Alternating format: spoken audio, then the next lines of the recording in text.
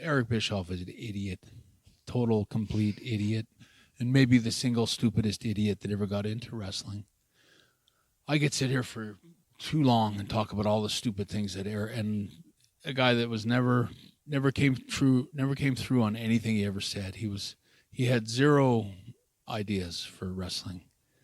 You could go in and give him ideas for wrestling. Why don't I put me with Booker T, put me with Chris Benoit, put me with this guy, put me. He always had a bullshit excuse why he couldn't do it. He always had some reason why. Oh, we'd love to put you with him, but you can't do that because of because it's raining outside or something. His logic was ridiculous. He'd come up with excuses why he couldn't do this and why he couldn't do that when he's supposed to be the boss. He dropped the ball. If you look at the day I got there, that whole thing with the referee, it was such a stupid idea in the first place, sticking me in the ring as a referee. And it just went downhill from there. And you can say, oh, it was Bret Hart.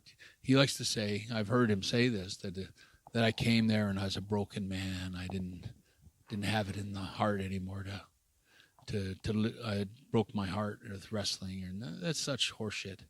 Absolutely an insult to me. It makes me so mad. I'm glad he's not around me.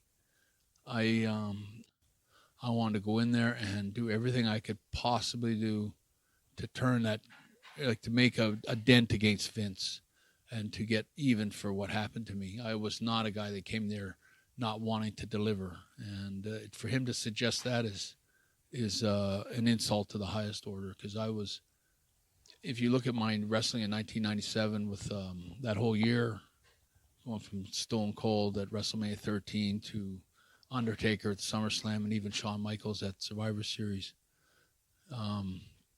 even the Patriot. I mean, everybody I worked with, I had some of my greatest matches.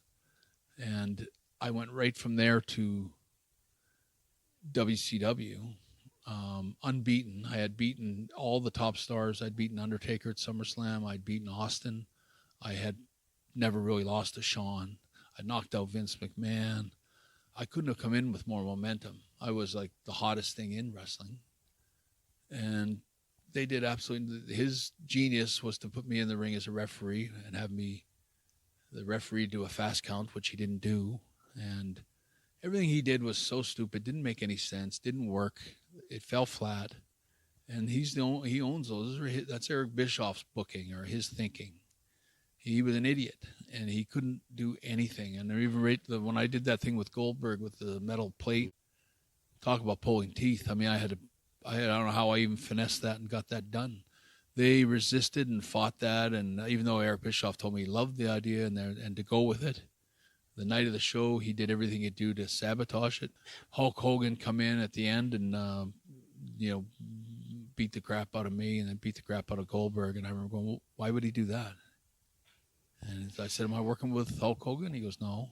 I said, is Goldberg working with him? He goes, no. I said, well, why the hell would Hulk Hogan come down and wipe out both of us? It doesn't make any sense. It's so stupid.